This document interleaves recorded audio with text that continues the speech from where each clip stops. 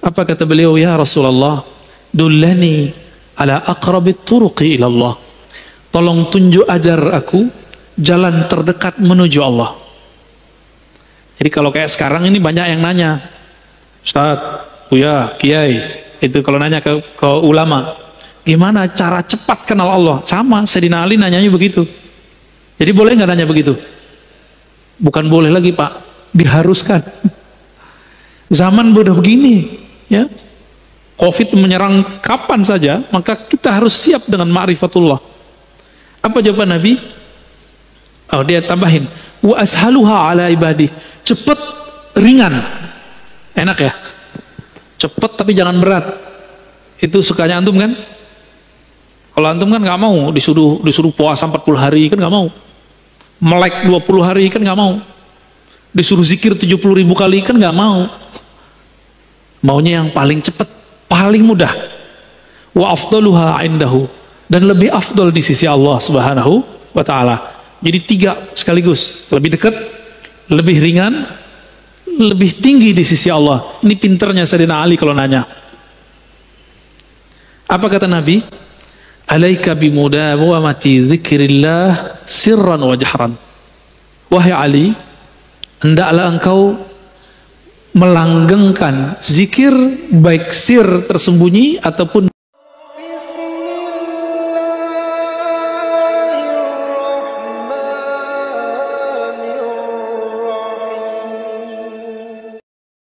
Assalamualaikum warahmatullahi wabarakatuh. Alhamdulilladzi hadana li hadza wa ma kunna linahtadiya laula an hadana Allah. Asyhadu an la ilaha illallah wa asyhadu anna Muhammadan abduhu wa rasuluh. Allahumma salli wa sallim wa barik ala sayyidina Muhammad wa ala alihi wa ashabihi wa li baitihi wa dzurriyyatihi ajma'in wa ba'du.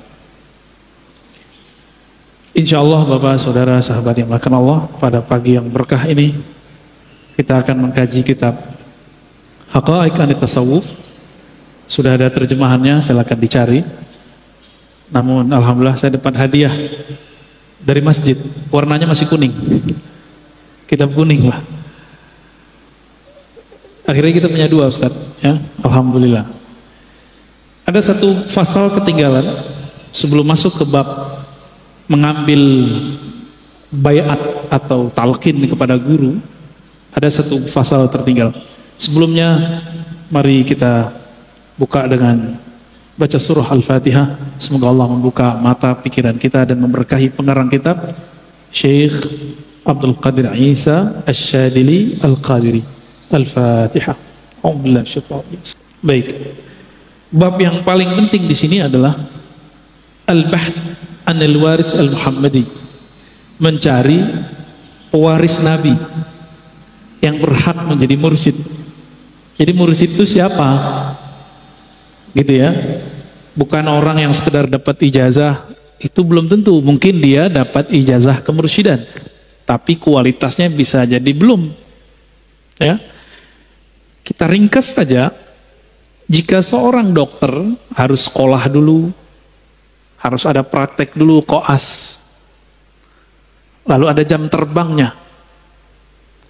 Dokter yang sudah lama berbeda kualitasnya dengan dokter yang baru, benar gak? Tukang urut juga begitu, sekali pegang, oh udah tahu dia ini penyasalahnya ini.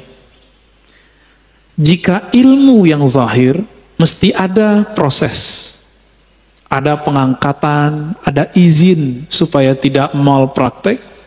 Maka seorang mursyid, seorang murabbi, seorang guide rohani, dia mesti punya 4 kriteria minimal. Apa yang pertama? Ayyakuna aliman bil faraidil ainiyah. Di kitab saya halaman 69. Dia mengerti apa yang fardu ain. Gak mesti dia seorang mufti, seorang ulama besar. Yang penting dia mengerti persoalan apa yang wajib, apa yang sunat. Itu cukup. Jadi tidak menjadi syarat seorang mursyid itu dia orang yang jago baca kitab.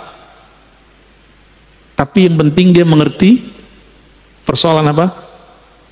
Persoalan yang wajib. Yang kedua, ini yang paling mahal, ayyakuna arifan billah. Mursyid itu harus tahu mengenal arif kepada Allah, harus punya ilmu ma'rifat. Mursyid ini ibarat sopir bus, kalau nggak tahu jalan gimana? Sopir bus kalau masih pakai GPS itu bakal sesat. Tapi kalau sopir busnya GPS sudah di dalam dadanya, mau tersesat, dia bilang, tenang, ada jalan lain. Dia bisa buat jalan sendiri. Itu mursyid, karena dia arif. Dia mengenal Allah subhanahu wa ta'ala. Allah itu sempit atau luas, Pak? Allah wasi'. Apa arti wasi'? Maha luas. Maka jalan menuju Allah itu banyak. Oleh karena itu, orang-orang yang mengerdilkan torikot orang lain, lalu membesar-besarkan torikotnya, dia sama dengan orang-orang Badui yang dulu berdoa, ya Allah rahmati aku dan Muhammad saja, selain itu nggak usah dirahmati. Apa kata Nabi? Dayakta rahmat Allah, kamu telah mengerdilkan rahmat Allah. Jadi hati-hati yang punya mazhab, punya manhaj, punya torikot, silahkan percaya dengan guru, yakin dengan ilmu guru, tapi jangan merendahkan torikot yang lain. Terkualat antum, ya. Terjadi makomnya makom Badui, ya. Beda dengan makom-makom yang lain. Dulu Umar begitu awal-awal, tapi setelah mengerti beliau nggak begitu lagi. Lagi di luar mendengar ada orang baca Quran, beda yang dia dengar dari Nabi, itu orang dia seret. Kamu harus bertanggung jawab depan Nabi, kan gitu bahasa-bahasa orang yang baru mengerti. Lalu Nabi kemudian bertanya, apa yang engkau baca? Dibacalah oleh orang yang disalahkan oleh Umar. Apa kata Nabi? Hakada uzil, begitulah ayat Quran diturunkan. Umar, kamu baca. Dibaca oleh Sayyidina Umar berbeda sedikit dengan yang dibaca orang itu. Apa kata Nabi? Begitu juga diturunkan. Umar jadi faham bahwa jalan kebenaran itu banyak. Jadi jalan kebenaran itu luas, Pak. Namun iklan kecap nih bahaya, ya. Hati-hati. Malu-maluin sesama torikot, sesama sufi, saling hantam menghantam. Malu-maluin, ya. Ayyakuna khabiran bitara'iq tazqiyatin nufus wa wasaili tarbiyatiha. Mengerti metodologi praktek pembersihan jiwa, bukan hanya hafalan. Ini kan saya baca hafalan, ini sebenarnya saya baca kitab begini ada dua hal, Bapak Saudara yang dimuliakan Allah. Pertama, biar saya nggak ngantuk, karena biasanya subuh-subuh begini, malam tadi saya belum tidur biasanya. Yang kedua, karena mobilitas kita banyak, kapan saya baca kitabnya lagi kalau bukan sembari ngajar, kira-kira begitu. Jadi seorang mursyid harus mengerti metode-metode apa? Tazkiyatun nafs, penyucian jiwa, dan gak boleh kaku. Kalimatnya tara'iq, jalan-jalan, metode-metode, bukan satu. Wasail, bukan wasilah, cara-cara, media-media. Jadi seorang mursyid itu yang ideal gak boleh kaku. Dia harus berkembang. Seperti itu yang diajarin guru saya, selesai. Kalau nggak suka, keluar. Nggak begitu, Pak. Tinggalin aja guru begitu, ya. Guru kayak gitu tuh tinggalin aja. Antum nggak berkembang sama dia. Nggak akan berkembang, malah tambah keras. Kita itu belajar tasawuf untuk melembutkan kolbu, bukan untuk tambah fanatis, ya. Dan yang keempat, ini sangat penting juga, ayyakuna ma'zunan bil irsyad min syaikhi.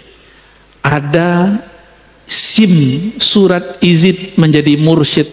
Itu yang kita sebut ijazah tertulis atau lisan yang ada saksinya. Jadi guru-guru yang ngajarin zikir itu wajib punya ijazah. Kalau enggak, berhenti. Kenapa? Itu jaminan. Contoh sederhana, Saya kalau ngajar di kampus syaratnya apa? Harus doktor. Diserahin nggak fotokopinya ke kampus? Diserahin Pak sebagai bukti. Siapa yang mengizinkan? Rektornya. Siapa yang mengangkat saya jadi rektor? Jadi doktor? Rektor di kampus saya dahulu. Jika ilmu akal mesti diangkat, mesti ada ujiannya, mesti ada latihannya, masa ilmu yang sangat berbahaya kalau tidak ada guru ini, terus tiba-tiba orang ngaku jadi mursyid tanpa ada guru yang mengangkat? Ya, nah itu mustahil. Itu mustahil ya. Nah ini penting. Jadi ada 4. Apa yang pertama? Si mursyid mengerti ilmu fikih walaupun tidak sampai level ulama mufti.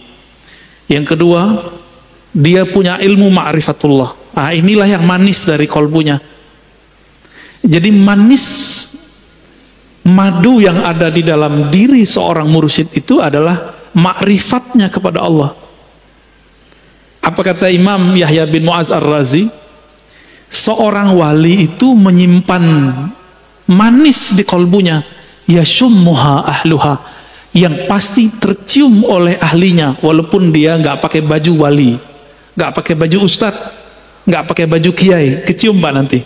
Lama kelamaan kecium.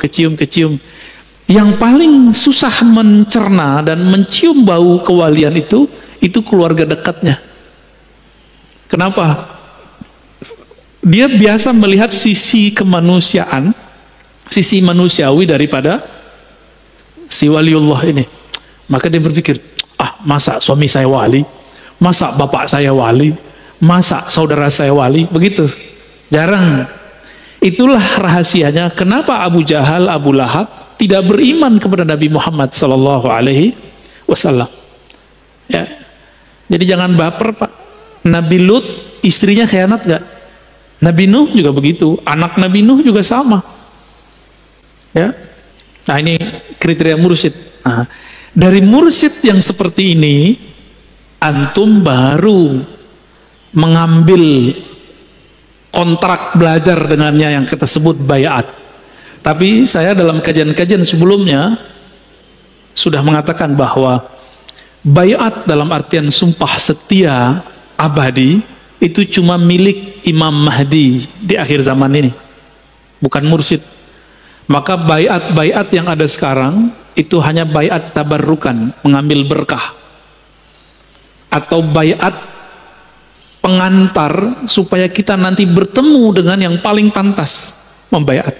Itu sebabnya di ribat kita Nauraniyah kita nggak membayat orang Pak, kita cuma mentalkin zikir. Maka di sini ada akhzul ahdi, ngambil bayat. Yang kedua talqin. Di sini ya. Nah, untuk pengambilan bayat dalam tradisi kami sudah kami hapus. Karena orang seperti saya tidak pantas mengambil bayat. Yang pantas mengambil bayat adalah Al-Ghaus Al-A'zam, Al-Wali Al-Waris Al-Muhammadi Al-Muntazar wa huwa al-Imam al-Mahdi.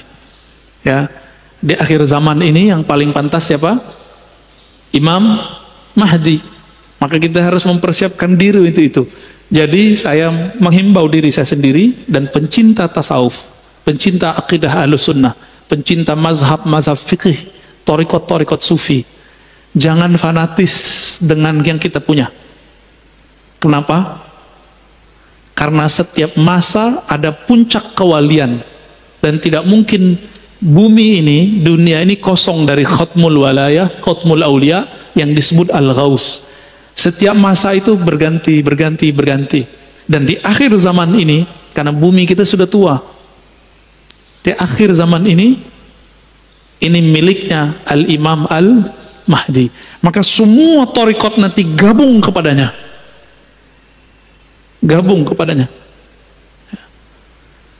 Jadi sekarang kita pakai torikot itu cuma wasilah supaya rohani kita terjaga.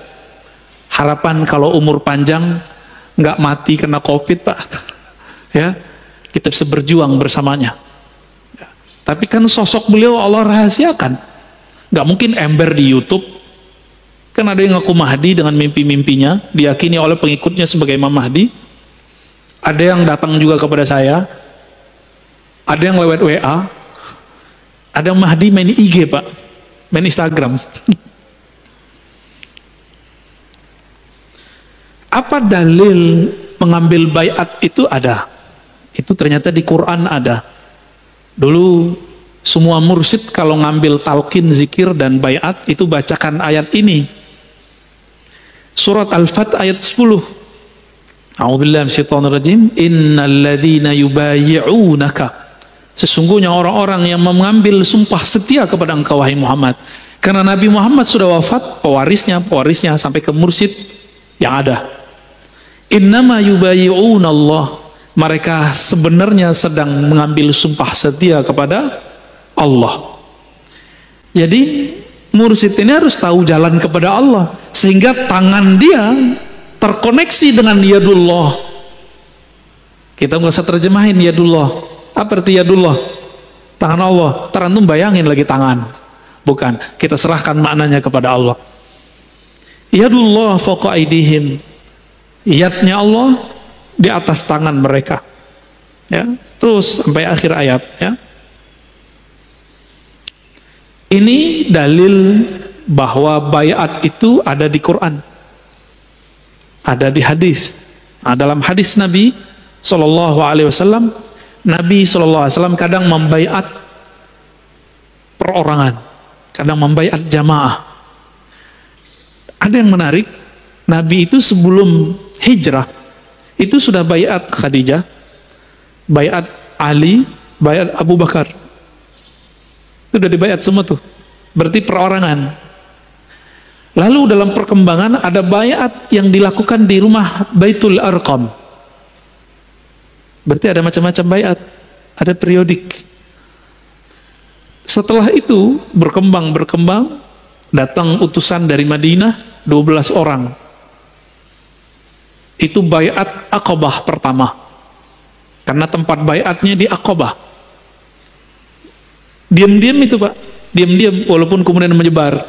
Lalu baiat Aqabah kedua sekitar 70-an orang.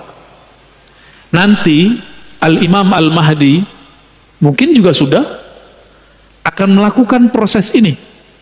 Sebelum dia muncul diislah oleh Allah, itu akan terjadi proses ini. Sebelum puncaknya nanti ada baiat di Masjidil Haram di Mekah, di belakang Rukun Yamani, yaitu di belakang makam Ibrahim. Di situ ya, atau antara makam Ibrahim dan Rukun Yaman. Di situ nanti ada baiat. Siapa yang membaiat beliau? Disebut mereka pewaris Ahlul Badar. Jumlahnya sekitar 313. Itu yang gelombang pertama yang besar. Nanti akan terus datang dari mana. Begitu Pak. Jadi jangan terburu-buru dulu ya. Orang-orang kan nggak sabaran. Udah nggak sabaran. Ada berita dikit, oh kayaknya nih Panji Hitam nih. Belum, ntar dulu. Masih ada space. Covid-nya belum beres kok. Ya enggak? Baik. Berarti ada baiat fardi, ada baiat jama'i. Baiat arti baiat sumpah setia. Yang berhak ya Rasulullah. Ar-Razi nggak berhak Pak. Ya, aneh nggak pantas. Siapa yang pantas? Mursyid. Mursyid itu cuma ngambil berkah. Mengambil berkah aja mursyid. Kecuali mursyid dia bisa membawa murid kepada Allah. Silakan antum ngambil baiat orang. Ini mursyid aja masih was-was. Sholat aja belum khusyuk, hati aja masih banyak dengkinya, masih banyak ghaflahnya, ngambil baiat orang. Terus mau dibawa kemana tuh murid? Makanya saya mengajak diri saya sendiri dan antum, mungkin di luar sana yang praktisi tarekat, ya ukur-ukurlah diri, hasibu anfusakum qabla an tuhasabu. Ukur dulu dirimu, pantas nggak? Ya. Nggak pantas Pak kita. Saya menganggap diri saya nggak pantas. Kalau antum merasa pantas, silakan. Ya. Oh saya sudah punya ijazah 10, enggak? Ya. Lalu paket baiat itu biasanya ada perjanjian, akan begini, akan begitu, akan begini, akan begitu ya. Intinya sebenarnya adalah sumpah setia, syahadat kepada Allah, syahadat kepada Rasul. Itu dia. Jangan ditambah-tambahin, Pak. Ini ada yang asyhadu la ilaha illallah Rasulullah, anna mursyidi waliullah. Nah, ini nambahin namanya. Ini udah mulai muncul nih, ya. Udah mulai muncul.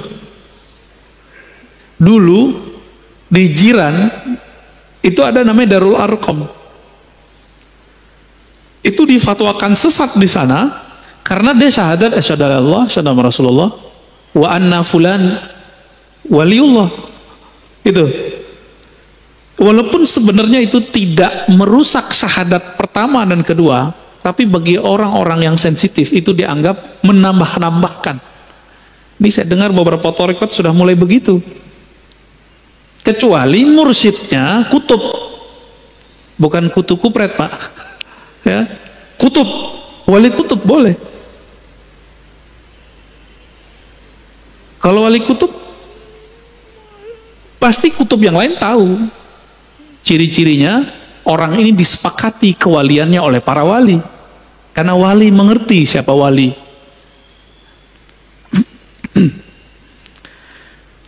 Apalagi paket dari baiat. Nah, ada setelah itu namanya talqin. Apa arti talqin? Bimbingan zikir. Kalau seorang bayi belum bisa makan, disuapin nggak sama bapak ibunya? Disuapin. Seorang murid yang masih baby, yang baru, belum bisa mandiri, disuapin nama gurunya.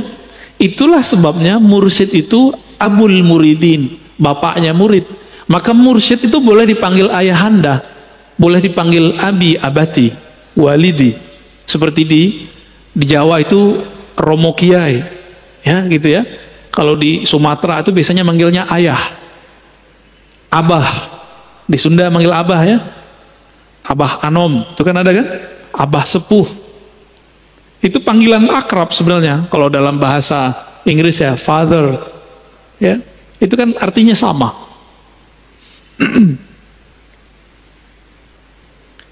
Jadi talqin ini perlu. Seorang mursyid nggak mungkin langsung mentalkin. Dia lihat dulu isti'dad ruhiyah si murid, kesiapan murid. Ada murid yang bisa langsung dikasih talqin, ada yang tidak. Kenapa? Talqin itu ibarat kita nanam biji atau nanam padi. Ini orang kota semua ya, pada nggak ngerti kali ya. Kalau saya dulu pernah nanam padi sawah.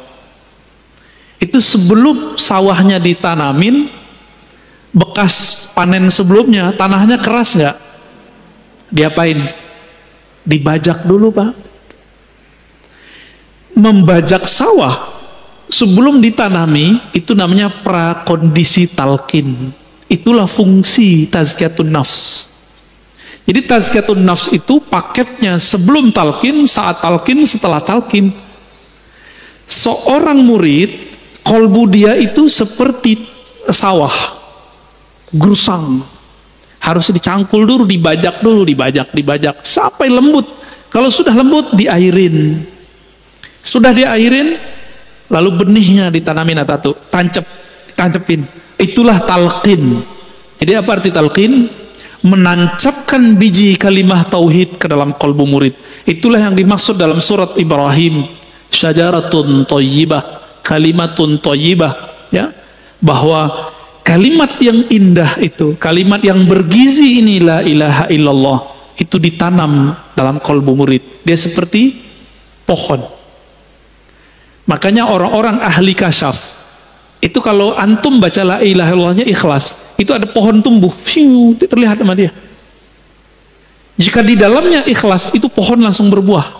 Bukan di sini berbuahnya, di surga. Beberapa ahli kasyaf dulu melihat, tapi mereka bingung, dikira hadis, padahal bukan hadis. Dari kalimah itu muncullah Allah ciptakan malaikat bersayap. Terbang dia. Ada juga yang melihat begitu, dikira hadis Nabi. Bukan, itu bukan hadis Nabi. Itu kasyaf, visualisasi yang terlihat oleh orang yang kolbunya sensitif. Ya, kalau nggak punya ilmunya jadi halu. Hati-hati Pak ya. Jadi perlu nggak talqin zikir? Kalau bagi saya talqin zikir wajib. Karena Nabi mentalkin para sahabat. Coba kita lihat riwayatnya.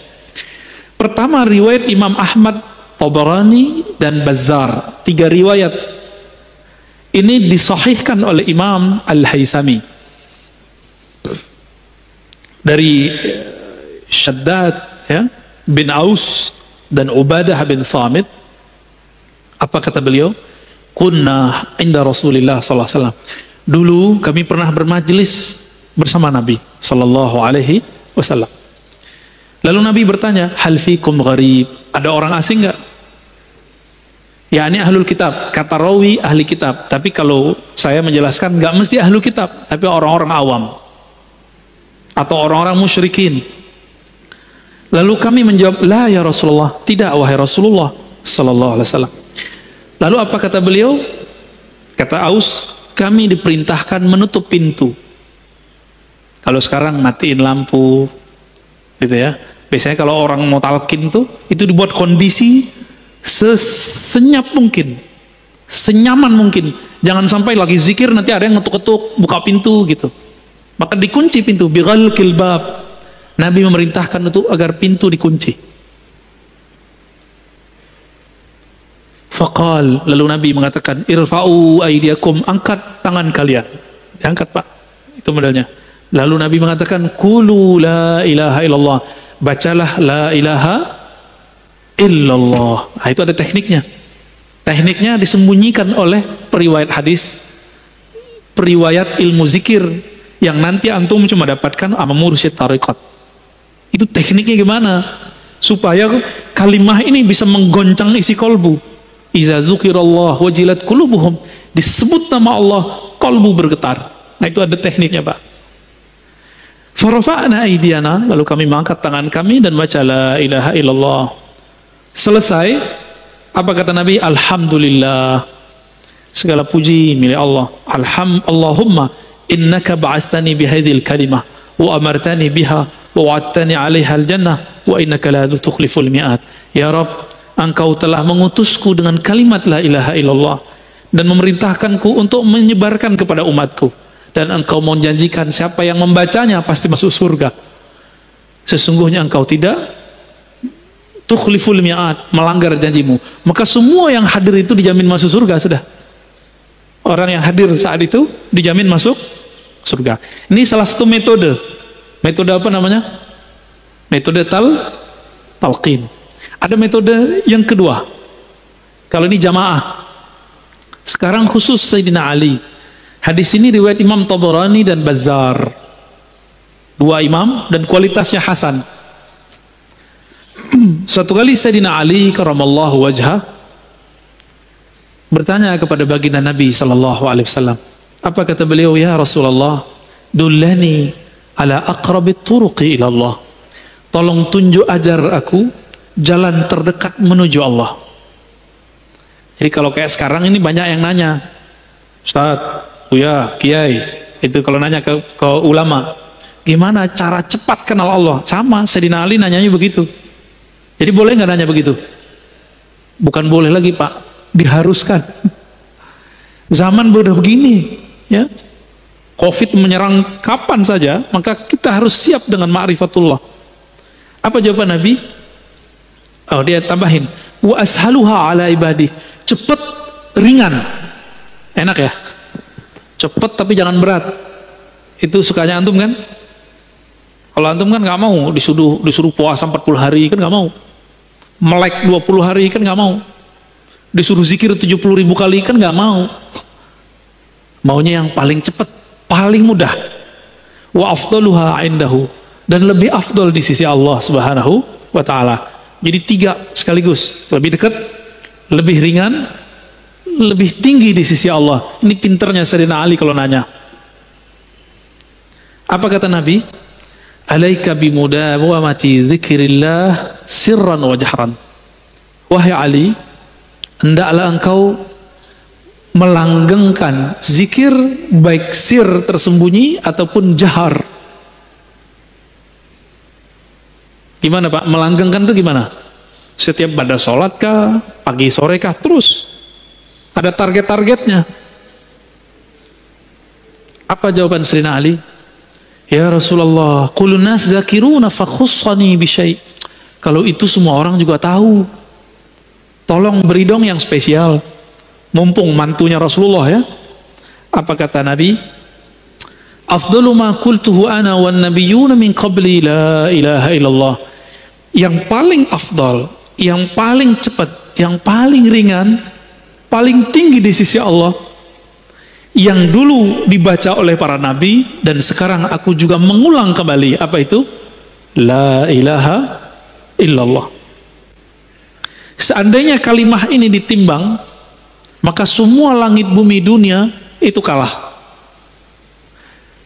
Maka kalau ada, mohon maaf, antum ini ahli dakwah, kenapa dakwah hanya tidak mengena di kolbu jamaah? Mungkin kurang kuat kalimatullah, kurang banyak tabungan la ilaha illallahnya, sehingga kalamnya nggak berat, kalamnya cuma masuk telinga, keluar telinga. Tapi kalau sudah di dalamnya ada dapur kalimah la ilaha illallah, kalamnya hangat, kalamnya berat, karena tumbuh dari kolbu, masuknya ke dalam kolbu. Wala taqumul qiyamah ala wajhil ardi man yaqulu la ilaha illallah. Kiamat tidak terjadi jika masih ada di bumi yang baca la ilaha illallah. Di hadis Imam Muslim, Allah Allah, begitu kalimatnya. Coba para ulama kita itu mengatakan, Imam Ibn Arabi, Imam Ghazali, manusia itu adalah alam kecil, sedangkan alam itu manusia besar. Manusia itu punya organ terpenting namanya jantung. Kalau jantungnya sehat, semuanya sehat. Jantungnya berdenyut, dek, dek, dek, dek. Kalau jantungnya udah gak berdenyut, mati. Oke. Denyut alam semesta yang membuat alam ini bisa bergerak, bisa bernafas, bisa bertahan belum kiamat sampai zaman ini hari, adalah jantungnya alam. Siapakah jantungnya alam? Qalbul alamin awliyaullah. Qalbunya alam semesta adalah kekasih-kekasih Allah, yang qalbunya bergetar terus menyebut Allah, Allah, Allah. Ruhnya selalu mengatakan antallah, antallah. Lisannya selalu sibuk mengatakan la ilaha illallah. Jadi mereka ini Pak, itu yang disebut dalam surat Syura ayat 12. Lahu maqalidus samawati wal ard. Milik Allah lah ikatan langit dan bumi. Apa ikatannya? La ilaha illallah, subhanallah, alhamdulillah, la haula wala quwwata illa billah, Allahu akbar. Ini 5. Itulah yang dipakai, yang dibaca oleh malaikat pemikul aras. Jadi malaikat memikul aras itu kan ada 8. Benar? Disebutkan dalam surat Az-Zumar ya, 8. 4 di kanan, 4 di kiri. Itu zikirnya tadi. Lalu yang kelima, la haula walanya sama siapa? Itu ada pada qalbu wali. Kalau walinya mati, atau sudah nggak ada yang baca kalimah itu di bumi, itu tiang aras goyang. Itulah kiamat. Jadi nggak usah khawatir dulu, kiamat masih bisa diundur. Cuma ngundurnya nggak tahu Pak, bisa lama apa bisa cepet. Ya, saya ulangi. Kolbu, jantung itu organ terpenting tubuh manusia, benar? Kalau jantung rusak nggak tubuh? Jantungnya alam semesta siapa? Aulia Allah. Ini dia. Hadis sahih riwayat Imam Muslim, la taqumus sa'ah hatta la yuqalu fil ardi Allah Allah. Tidak terjadi kiamat, kerusakan terbesar di alam semesta sampai tidak di bumi yang membaca Allah Allah. Yang baca Allah Allah lisan atau kolbu? Lisan apa kolbu? Sebenarnya lisan ini menerjemahkan isi kolbu. Jadi intinya ada pada kolbu.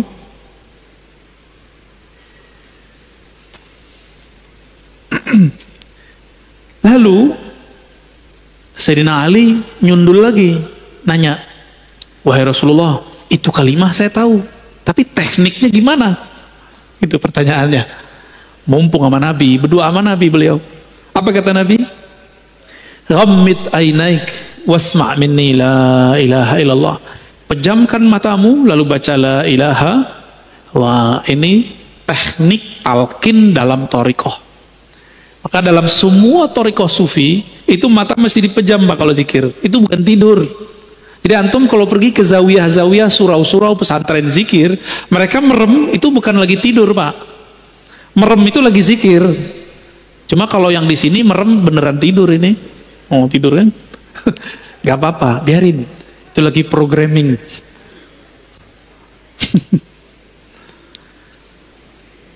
Summa fa'ala dzalika birafis saut, ya. Dibaca 3 kali, Nabi bimbing, diulang. Berapa kali? 3 kali. Birafis saut, dengan suara yang tinggi. Inilah dalil bahwa talqin boleh dengan suara keras. Ya. Sedangkan yang tadi dalil kalau talqin suaranya agak lirih, pelan. Ya. Maka tidak ada thariqat sufi kecuali lewat jalur Sayyidina Ali, dan itu ahlu sunnah. Kenapa? Karena Nabi pernah mengatakan, ana madinatul ilmi wa aliyun babuha. Aku adalah kota ilmu, Ali pintunya. Maka tidak ada thariqat di dunia, thariqat zikir kecuali lewat Sayyidina Ali. Hatta Naqsyabandi itu jalurnya 2, Abu Bakar As-Siddiq, Sayyidina Ali radhiyallahu ta'ala anhumma ajma'in. Ya.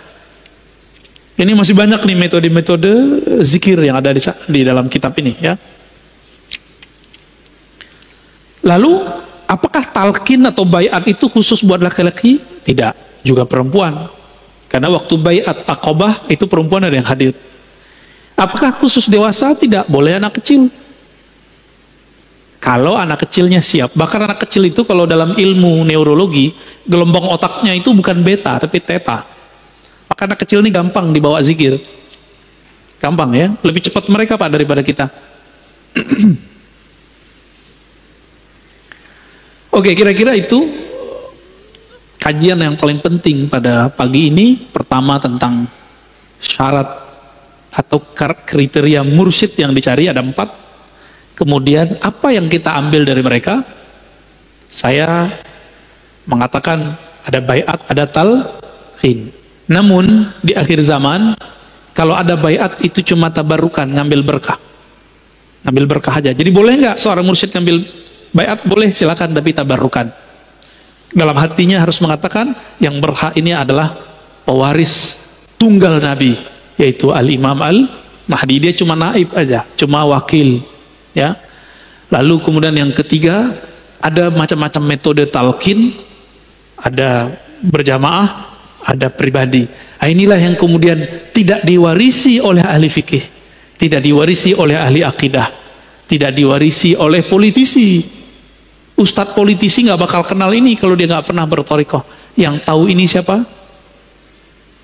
Ahli thariqat. Maka nggak mesti ustadznya nggak tamat Timur Tengah, nggak mesti. Kalau dia ke Timur Tengah nggak pernah ngambil talqin, sama. Karena talqin itu dulu diambil oleh ulama kita di Mekah, di Madinah, di Hadramaut, Mesir, dibawa nyebar sudah ke negeri kita. Ya, alhamdulillah. Maka tidak ada negeri wilayah di Nusantara kecuali wali-wali Allah dulu pernah menyebarkan talqin zikir la ilaha illallah. Jadi kenapa Bapak Saudara sahabat bukan Allah, zikir-zikir kita kurang menyentuh kolbu? Karena belum pernah disuapi oleh ahlinya. Maka saya berharap carilah ahlinya, berguru kepadanya, ikuti metodenya. Jangan langsung suka-suka antum, Pak Kiai, talqin langsung dong. Gak bisa begitu. Dia punya metodologis, ikutin aja. Itu namanya adab berguru. Pak Kiai, saya kan sudah lama, langsung aja. Kalau kiainya tersinggungan, gawat Pak. Kamu cari aja guru yang bisa kamu buat suka-suka. Bisa gituin ntar Pak Kiainya. Ya. Jadi kita kalau berguru ada nanti adab-adabnya. Insya Allah nanti di pertemuan ke depan Ada namanya adab terhadap guru dan sahabat. Insya Allah. Ya. Wassalamualaikum warahmatullahi wabarakatuh. Silakan Ustaz. Alhamdulillahirrahmanirrahim. Assalamualaikum warahmatullahi wabarakatuh. Assalamualaikum. Terima kasih Buya. Mudah-mudahan dan saya yakin bahwa ilmu yang disampaikan ini bisa menjadikan kita setahap demi setahap menuju ma'rifatullah. Amin. Di dalam syarat yang disebutkan untuk mursyid itu memiliki ijazah tertulis atau lisan sebagaimana disebutkan dalam kitab ini. Kemudian tadi Buya mencontohkan beberapa profesi seperti dosen harus punya ijazah S3 yang disahkan oleh kampus di mana dia kuliah. Atau juga mungkin kalau sambilkan contoh dokter juga ada sumpah jabatan yang dikeluarkan oleh organisasi profesi dokter yaitu ID. Atau juga profesi-profesi yang lain yang memang menunjukkan bahwa orang tersebut setelah dibaiat atau setelah disumpah jabatan maka dia berhak menjadi seorang pembimbing atau seorang dokter secara legal. Nah, berkaitan dengan mursyid ini, saya secara pribadi mengenal 3 orang paling tidak yang menjelaskan tentang sufi ini atau tasawuf ini. Tapi saya belum tahu persis apakah yang bersangkutan sudah memiliki ijazah atau tidak. Bagaimana saya untuk mengetahui bahwa ijazah yang dimiliki kalau suatu saat saya tanyakan itu adalah betul-betul ijazah yang memiliki legal formal yang ditetapkan oleh, katakan dalam tanda petik, profesi, kalau ini profesi Buya ya, profesi torikoh tadi atau sebagai mursyid tadi. Siapa yang mengeluarkan untuk saat ini ijazah tersebut? Supaya kita yakin, karena betul yang dikatakan Buya tadi, banyak sekali torikoh-torikoh yang ditawarkan oleh orang-orang tertentu yang mengatasnamakan dirinya sebagai seorang mursyid. Itu yang pertama. Kemudian yang kedua tentang baiat. Kita semua ketika di dalam rahim itu sudah berbaiat dan kita ma'rifatullah. Qalu bala syahidna, itu adalah bentuk baiat manusia ketika di dalam rahim. Nah, apakah perbedaan baiat yang memang betul-betul sudah kita katakan kepada Allah di dalam rahim ketika ruh kita akan ditiupkan dengan baiat-baiat berikutnya? Apakah ada baiat major atau mayor yang tadi disampaikan kita kepada Allah ketika di dalam rahim, kemudian ada baiat-baiat minor atau baiat-baiat pendamping setelah itu yang dibutuhkan? Oke. Cukup dulu itu dulu. Terima kasih. Buka halaman 81. Ada judulnya Tanaqulul Izni. Bagaimana proses perizinan ijazah dalam dunia tarekat? Karena di zaman Rasulullah dulu tidak banyak sahabat yang berani mendaulat dirinya menjadi guru kecuali diizinkan Nabi. Maka sikap atau sistem yang ketat itu kemudian berkembang. Di abad kedua, kata Imam Amir Asy-Sya'bi, apa kata beliau? Dulu ilmu ini ilmu sudur, ilmu fikih kah, akidah kah, apalagi ilmu zikir itu ilmu sudur, ilmu dada, adanya dalam rohani. Namun ketika ilmu itu ditulis, syarakana man laysa minna, syarakana man laisa bi ahlin, maka ikut serta membaca teks tersebut orang yang tidak ahlinya. Semenjak saat itulah Muhammad bin Sirin mengatakan, apa kata beliau? Sammu lana rijalakum, itu tertulis dalam Sahih Muslim bagian muqaddimah. Ketika sudah muncul orang-orang mengaku, maka diperlukan ijazah, sanad. Apa kata Muhammad bin Sirin? Kami setiap kali dengar orang mengatakan Nabi bersabda, ini zikir dari Nabi, ini kalam Nabi. Apa kata kami? Mana gurumu? Siapa gurumu? Siapa yang mengizinkan kepadamu? Sammu lana rijalakum. Sebutkan nama rijalmu, nama sanadmu, nama syekhmu. Kalau sekarang kamu lulusan mana? Yang mengasih ijazah kamu siapa? Boleh Pak. Cuma kalau ilmu hadis sama ilmu ini agak beda dikit. Kalau ilmu tarekat ini agak kenceng adabnya. Antum gak akan berani. Paling bahasanya agak lembut. Pak Kiai mohon izin, boleh dong cerita dulu proses Pak Kiai bertorikot sampai dapat izin. Itu ngulik Pak, caranya halus. Jangan bilang, Pak Kiai mana ijazahmu, jangan gitu, dipecat ntar. Pakai adab. Tujuannya sama tapi bahasanya beda. Coba kira-kira kalau yang pertama tadi kalimatnya, kiainya bakal cerita nggak? Bakal cerita. Kalau yang pertama dia ceritalah pertemuan dia dengan guru-gurunya, lalu dia dapat ijazah dari gurunya, dia cerita. Kalau kurang yakin, datang ke perpusnya, nanti akan ada ijazah. Ijazah-ijazahnya banyak, ya. Jadi bisa konfirmasi, bisa nanya. Nah, di dunia thariqah hari ini beruntungnya. Sekarang hampir semua thariqah itu ada izin tertulis dari guru. Nah, ini amannya. Siapa yang mengeluarkan? Mursyid sebelumnya. Bukan jam'iyah, bukan organisasi Jatman, bukan. Jatman itu untuk menjaga habit atau menjaga kondisi, menjaga guyupnya orang tarekat lah. Itu Jatman, Jam'iyah Thariqah yang sekarang dibina oleh Habibna Lutfi. Beliau lah mursyid yang paling berkarisma sekarang yang membina itu. Tapi Jatman tidak punya hak untuk mengeluarkan ijazah kecuali ijazah di zawiyah dia, di padepokan dia, di surau dia, di pesantrennya, kira-kira begitu. Namun banyak sekarang fakta bahwa banyak mursyid sudah tidak mengijazahkan, seperti Abah Anom, kalau di Banten Abah Ahmad Sukanta, dulu Bah Asrori di Surabaya udah gak nurunin ijazah Pak. Maka kepada murid-murid beliau, gak usah pusing, kan kita bukan, gak penting sebenarnya ijazah-ijazah, yang penting kita pernah punya guru, amalkan saja zikirnya, sudah ya, amal aja zikirnya, selesai, gak ada masalah ya. Tapi tolong bedakan, zikir itu makanan kolbu, adapun makanan ruh ma'rifatullah, dan ma'rifatullah lewat taklim, ta'rif, belajar ma'rifat kepada ahlinya. Nggak mesti mursyid kita sendiri, bisa jadi orang lain, bisa jadi orang lain ya.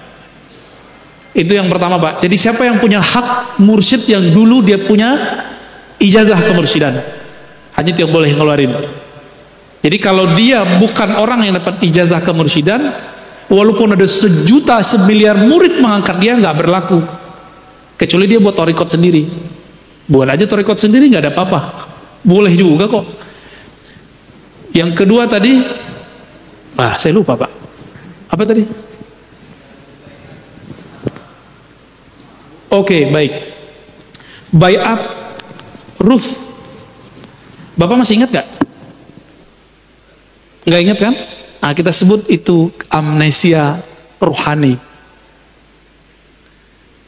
Karena Rasul sudah wafat, maka kita cari pewaris Rasul, pewaris Nabi. Mereka nanti yang akan gedor-gedor kolbu kita. Ingat kali kamu dulu pernah syahadat, pernah bersaksi kepada Allah. Jadi fungsi ulama itu untuk mengingatkan kita kembali syahadat yang itu. Cuma mengingatkan itu bukan dengan visual. Ruh itu kan tidak mengingat Allah dengan bentuk, karena bentuk ruh sendiri kita nggak tahu. Bentuk, wajah, rupa itu urusan ini nih. Kalau ruh nggak, ruh itu rasa, kenangan-kenangan rasa. Ciri-cirinya satu, disebut namanya kolbunya bergetar. Di saat kolbu bergetar, sebagian orang nangis, sebenarnya ruhnya sedang teringat dengan masa dia berbaiat dulu dengan Allah Subhanahu wa ta'ala. Itu fungsi mursyid Pak. Jadi kalau mursyidnya tidak pernah mengalami hal yang sama, dia nggak akan pernah mengantarkan murid ke hadirat Allah, nggak akan pernah. Jadi si mursyidnya nggak bergetar kalau zikir, gimana dia bisa menggetarkan orang lain? Kira-kira begitu, ya. Itu Pak. Wallahu a'lam bishawab. Fadhal. Waalaikumsalam warahmatullahi wabarakatuh. Pertanyaan saya Ustaz, dalam thariqah itu kadang-kadang mereka zikirnya sampai keras sekali, la ilaha illallah, itu ya. Itu kan kadang-kadang kalau yang dekat rumahnya itu kan merasa terganggu karena keras suaranya. Sedangkan di dalam Al-Quran itu Allah berfirman, ud'u rabbakum tadarru'an wa khufyah. berdoalah kamu kepada Allah dan tadarru dengan rendah hati, khufya dengan suara yang samar-samar. Sementara banyak orang yang zikir dikeraskan, doa juga keras. Nah, itu yang sebetulnya yang bagaimana Ustaz, yang sebenarnya yang bagusnya yang mana itu, apa jahar juga boleh, apa sir boleh? Kalau yang jahar itu dalilnya apa Ustaz? Kalau yang merujuk kepada Al-Quran kan harusnya kita itu kalau berdoa berzikir ya khufyah, artinya khafi secara pelan, secara samar-samar gitu ya. Baik. Itu aja Ustaz pertanyaannya. Wassalamualaikum warahmatullahi wabarakatuh. Ini pertanyaan konfirmasi sebenarnya ya, karena antum kayaknya pengamal zikir keras juga. Itu nurnya nyambar-nyambar Pak. Kalau kita berani klaim, di Quran zikirnya cuma lembut, itu ayat yang mana dulu? Kan surat Al-A'raf ayat 205. Antum gak baca Al-Baqarah ayat 200, ya kan? Gak baca hadis Nabi Sahih Bukhari, Sahih Muslim, atau hadis yang tadi biraf'is saut. Siapa yang paling mengerti isi Quran? Ahlul Quran. Siapa yang menulis tentang adab ilmu Quran? Imam Nawawi, Tibyan. Beliau juga nulis tentang kumpulan zikir, indeks zikir, judulnya Al-Azkar, Al-Azkar An-Nawawiyah. Baca pengantarnya, dan itu sudah diterjemahkan kalau belum bisa bahasa Arab. Kalau yang udah bisa bahasa Arab, nikmati yang Arabnya. Apa kata beliau? Dikumpulkan, ini dalil zikir keras, ini dalil zikir lembut, dikumpulkan. Jadi orang-orang yang masih mempermasalahkan zikir keras nggak ada di Quran, itu orang nggak ngupdate ilmu. Jahilnya murokab sudah. Itu ditulis sudah abad ke-7 Hijriah, tahun 600-an Hijriah, Imam Nawawi udah nulis. Masa ente belum update juga sih? Gitu kita bilang, ngomong ke dia. Apa kata beliau? Zikir jahar, zikir sir, dua-duanya tidak boleh dipertentangkan.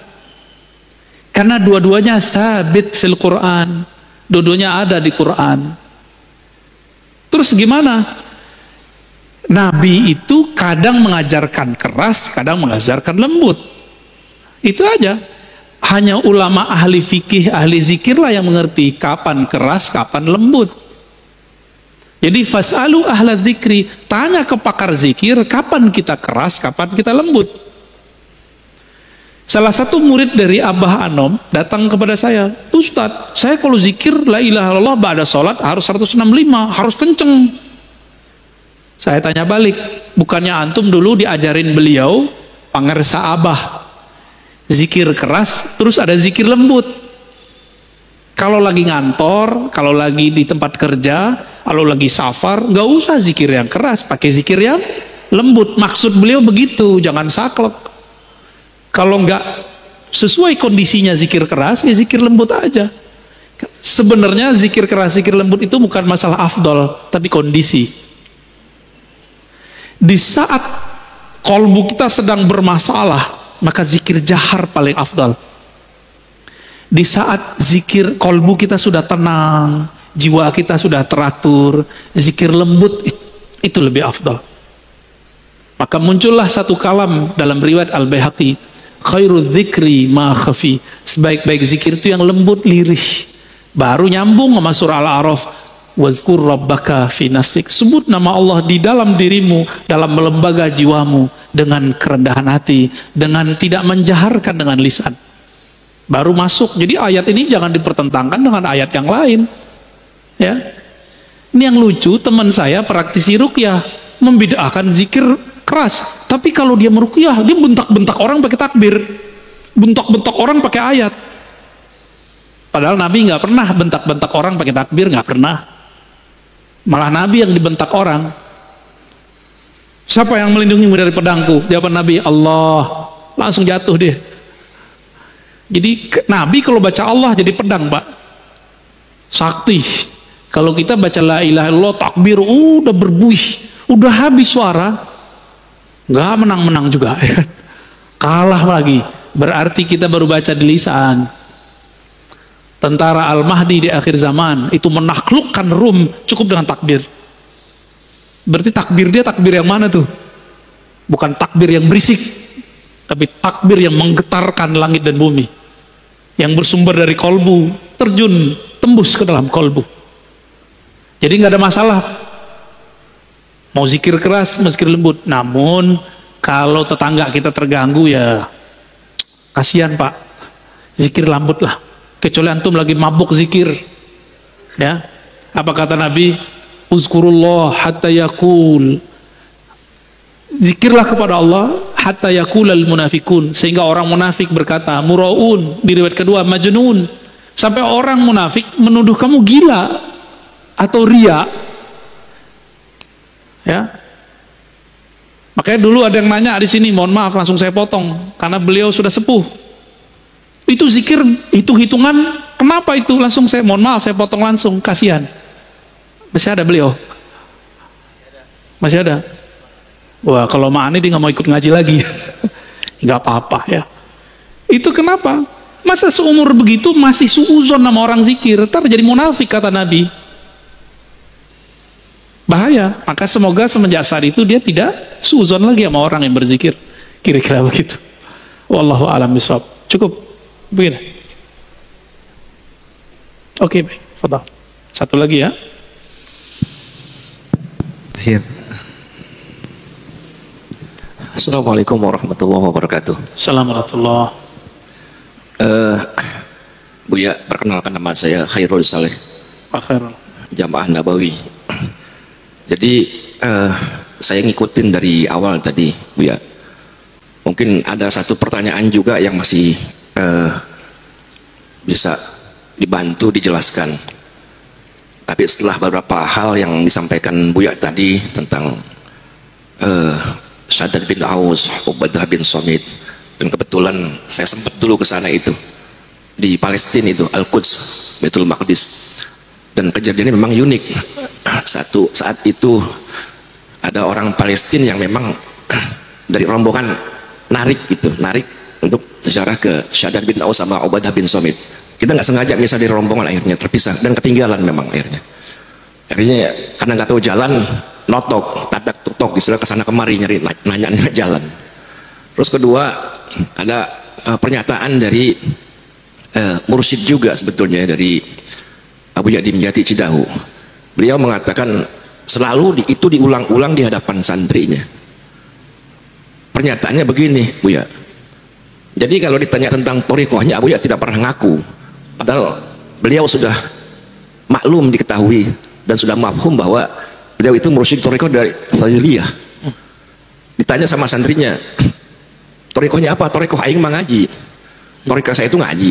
Dan itu diulang-ulang dan itu masyhur sampai sekarang. Jadi kalau ditanya tentang thariqah Abu Ya, thariqah saya ngaji. Bahasa Sundanya begitu, cuman bahasa Sunda yang logat Banten kira-kira begitu. Kedua, dari pernyataan dari Syekh Nawawi Al-Bantani ketika ditanya tentang wajibkah berthariqah, Syekh Nawawi tidak menjawab.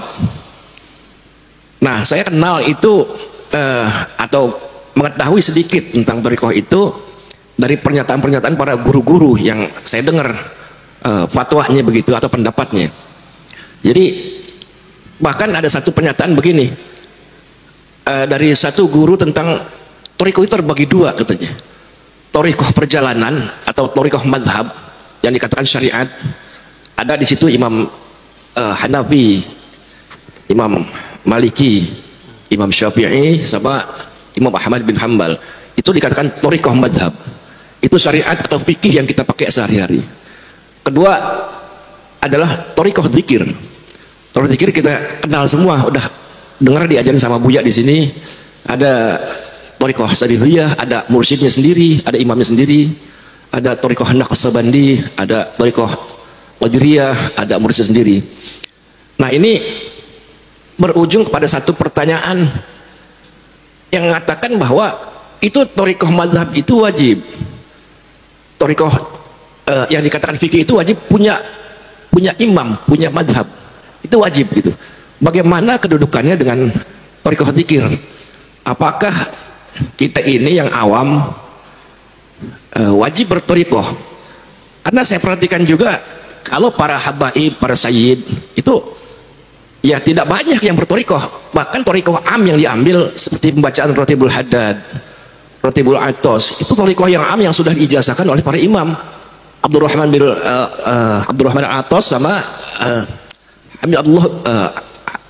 Abdullah bin Al-Haddad.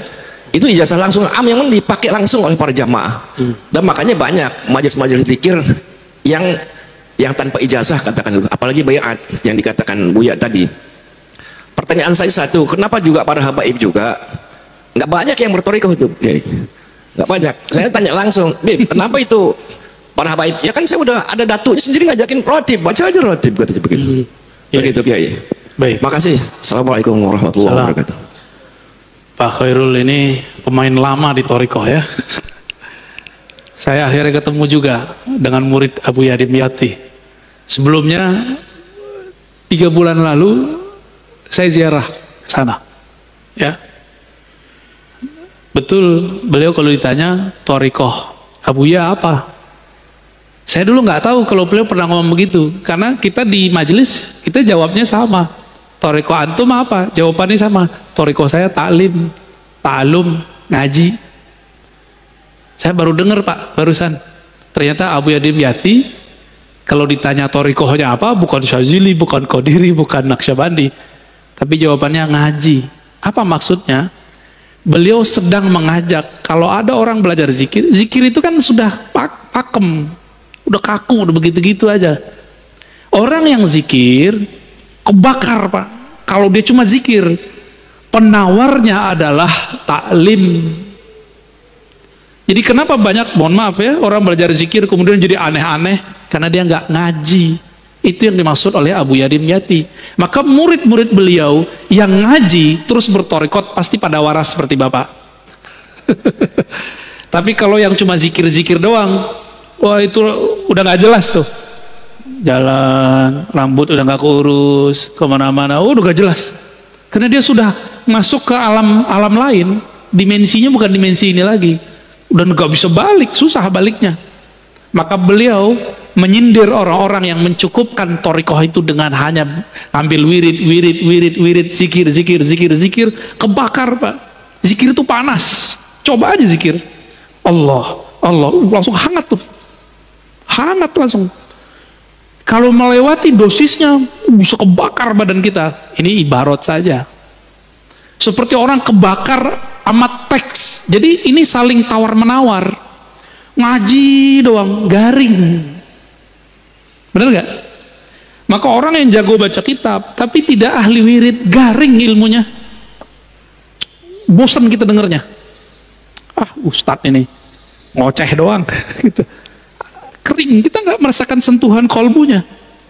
Maka ini harus dijamak, digabung. Itulah thorikoh kiai-kiai kita, abuya kita zaman dulu. Ini saya mau kasih tahu Pak, banyak yang protes. Kok Ar-Razi masih muda dipanggil abuya? Itu bukan saya yang manggil diri saya abuya, itu guru saya yang manggil saya abuya. Dan di kampung saya biasa buya, itu anak muda, tua itu dipanggil buya. Tapi kalau abuya, itu langsung guru kita yang ngijazahin. Jadi itu bukan panggilan saya sendiri. Saya lebih senang dipanggil Ar-Razi. Ya Ar-Razi gitu. Atau dipanggil bro gitu Pak. Lebih senang karena dianggapnya muda. Kalau abuya kayaknya tuhe ya. Mau gimana lagi? Ya, kita hargai juga guru kita. Masa kita nggak hargai? Ya, kalau saya menolak sama dengan menolak panggilan guru kan. Dan itu gak dibuat-buat kan, antum manggil-manggil aja kan, karena guru sudah bertitah, itu ridhonya guru. Karena ilmu itu bukan fisik Pak, ilmu itu ruh, spirit. Jika ma'rifatnya tinggi, dia tua walaupun tubuhnya muda. Antum tua tapi nggak punya ma'rifat, itu bocah, bocil, boneka, ya, boceh kata orang Persia. Bocah kata orang Betawi, sama. Terus tadi tentang kok para habaib sayyid kok jarang bertorikoh. Antum baca buku namanya Al-Manhaj As-Sawi karya Habib Zain Smith ya. Beliau yang mendirikan Rabithah Alawiyah. Bahwa torikoh Ba'alawi memang torikohnya am. Makanya kalau Pak Khairul nanya, Beb, antum torikonya apa? Ya pasti dijawab, atuk saya, datuk saya sudah begitu.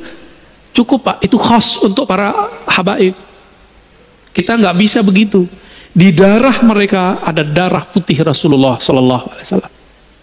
Maka mereka sedikit saja tasdik tentang abahnya, jidnya, itu langsung usul kepada Allah. Namun secara hukum alam, habaib tidak habaib kalau nggak ngaji ya jahil. Sama dengan orang biasa. Habib kalau nggak ngaji ya sama ke orang awam. Tapi kalau Habib ngaji, kita kalah langsung, Pak. Kenapa kita kalah langsung? Karena dia punya mahabbah yang tinggi kepada jin-jinnya dan Sayyid al-alamin baginda Nabi Muhammad SAW. Kalau kita kan mencoba mencari rasa dulu, tapi untungnya Nabi menyebutkan nasab itu ada dua. Ada nasab warasah, ada nasab jisim. Ahlu bait. Maka ahlu bait ini ada dua. Ahlu bait biologis, bin, Asegab, Atos, Haddad, Aidrus, ada 200 ya, berapa tuh? Banyak banget itu. Ada Al-Mahjub, ya, ada Bazara, macam-macam. Saya ke Prancis ini ketemu Bazara. Tahu-tahu orang mana, Pak? Orang Makassar. Habibnya diganti pakai gelar Andi. Jadi Andi itu di Makassar dulu, itu pengganti gelar Sayyid Habib. Seperti di Banten diganti dengan Raden. Jadi sebenarnya Raden-Raden yang ada sekarang itu Sayyid Syarif. Namun ada yang jalur yang kuat, ada jalurnya dianggap kurang kuat oleh Robito Alawiyah, jalur Azmat Khan itu kurang kuat ya. Tapi kalau bagi saya semuanya zuriat Rasulullah, saya hormat dan saya angkat tangan kepada mereka ya, karena khawatir ini pesan Rasulullah SAW. Jadi memang ijazahnya Thariqah Ba'alawiyah itu am. Kalau mereka ngambil am, ya dapatnya am. Kalau mereka mengikuti jid yang aslinya, siapa jid aslinya?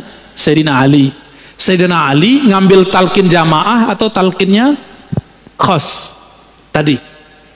Ngambil talqinnya khos, fardi, berdua dengan Nabi.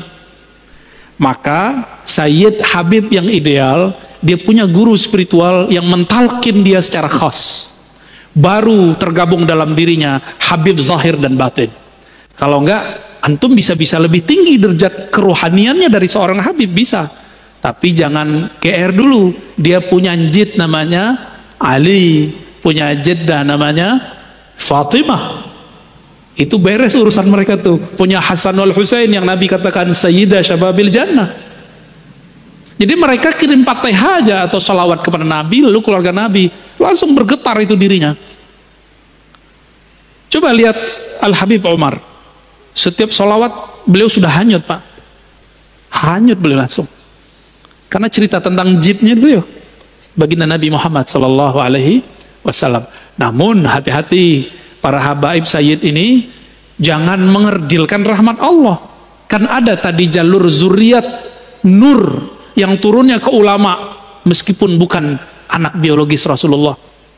Makanya dulu para sahadah, para asyraf, mereka juga berguru ke kiai-kiai yang bukan Sayyid.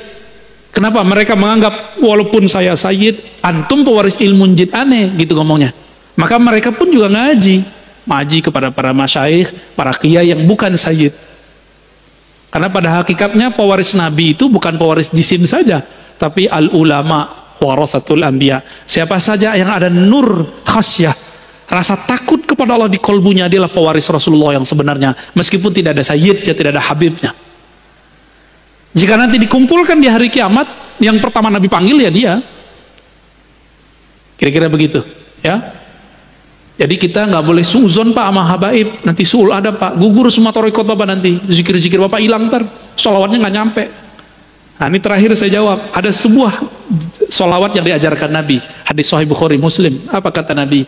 Bacalah sholawat Allahumma sholli ala Muhammad wa ala alihi wa azwajihi wa dzurriyyatihi. Ya Allah, sampaikan salam, sholawat rahmat kepada Muhammad, Nabi Muhammad, keluarga Muhammad, istri-istri Muhammad, dan keturunannya. Ini mukjizat Nabi.